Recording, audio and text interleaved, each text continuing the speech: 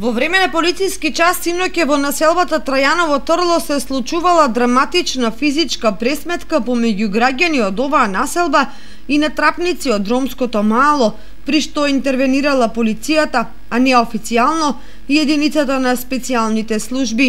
Во пресметката во која били употребени шипки, секири и други опасни предмети, имало повредени. Два пациенти со нагмечување на главата, тоа тепачката вајда. И еден пациент со посекотина на главата, сите се со полесни телесни повреди се пуштени на домашно лекување по укажаната медицинска помош кај нас. Според првични неофицијални информации од жители во овие населби, ситуацијата ескалирала синоќа во вечерните часови, откако провалник од ромска националност бил фатен на лице место како краде за време на полицискиот час. Самоорганизираните мештани го заплашиле и го пуштиле да си замине, но тој се вратил со повеќе лица назад. Групата со комбиња, коли и наводно вооружена со хебли, палки и секири тргнале да се пресметуваат, при што настанала вистинска ноќна бракотница. Во општата пресметка наводно се слушнале неколку истрели од огнено оружје.